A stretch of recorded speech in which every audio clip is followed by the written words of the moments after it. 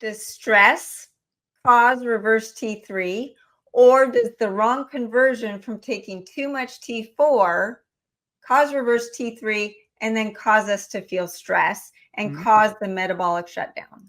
All of the above. Really, there's no way to tell which came first, honestly.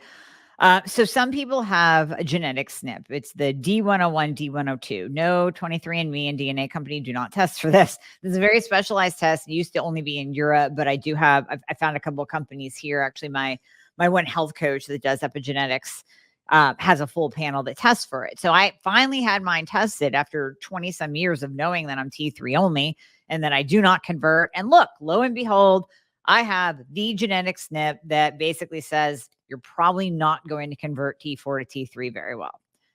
Okay, I figured that out a long time ago, but the genetics just confirm it. So there are genetic SNPs. There's low iodine. That's a major, major cause of reverse T3. Low magnesium, low vitamin D, low selenium, high cortisol, high insulin, estrogen dominance.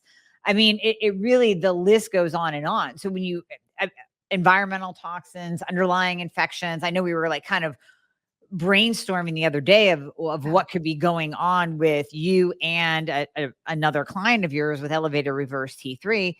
So, you can go through all of those things, check the boxes.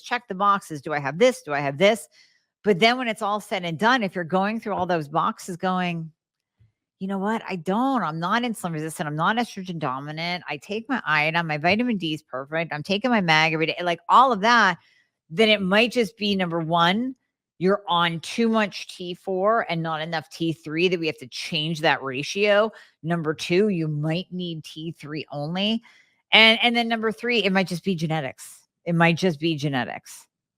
So not talking about replacing a T4 medication, but if someone were just to stop it because say their profile is too much T4, high reverse T3, so there's not a good conversion, just by stopping it, not even supplementing with iodine, will they feel better because the reverse T3 is going to go down? Well, initially, but the problem is, so most of the time when you have these T4 only people, they've been on that for a while. Their doctor put them on that 2 years ago, 5 years ago, 20 years ago. And now they have that negative feedback loop to their thyroid already kicked on. So you pull the T4, which initially will reduce the T3. Now, hopefully you're doing some other things at the same time. Stopping your thyroid medication is never good, even if you're not on the right kind. And let's say you're doing the right thing. You feel good for a while, but then eventually that's going to catch up because you have now, your own thyroid gland production is gone. You've been on T4 for that long, and stopping it is only going to make you crash.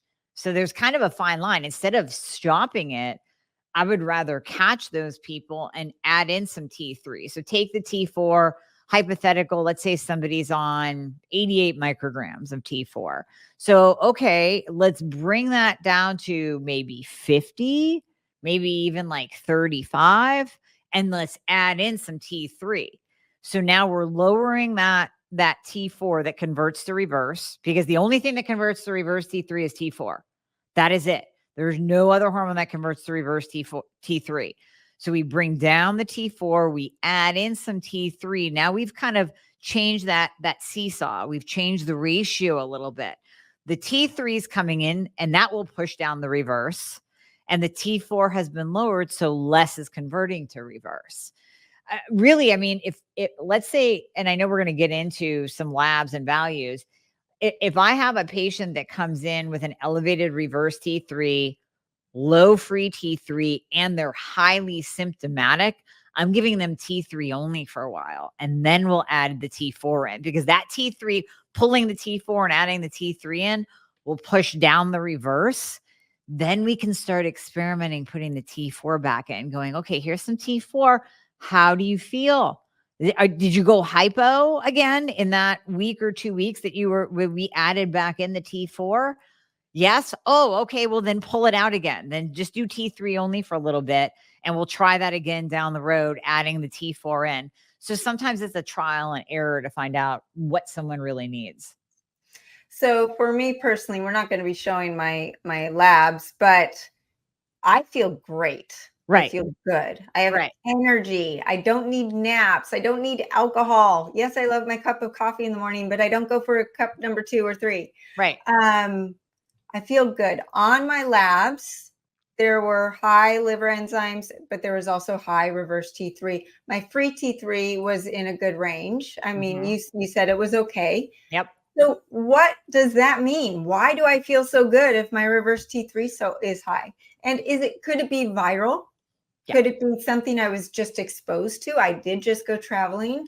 It was the day after 4th of July. I didn't drink that day, but I'm coming off of eating things on travel days that aren't normal and doing things, being around people that I'm not normally around, that sort of thing. Sure. Yeah, absolutely. Well, your reverse T3 was so fluky high that yes, it could be viral. Yes, it could be stress. It could also be a lab error. So we're going to have you redo that.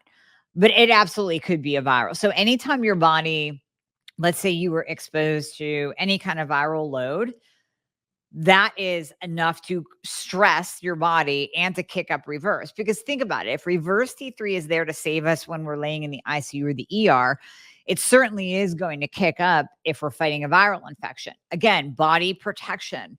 What do we need to survive? What do we need to protect this body? Does this body need to be burning fat while it's fighting, COVID? No, it doesn't. Like, you just need to like hunker down and fight that infection.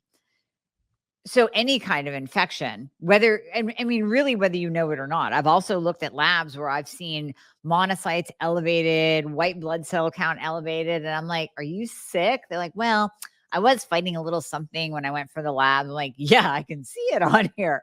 So, whether you know it or not, or maybe it's just a sniffle, but in your body, it shows as this huge viral load that can push up reverse. And on my test, normally my CRP number is 0. It was 1 something. So it was like, okay, something's going on that's not normal for me. Mhm. So yeah, I definitely am going to be retesting.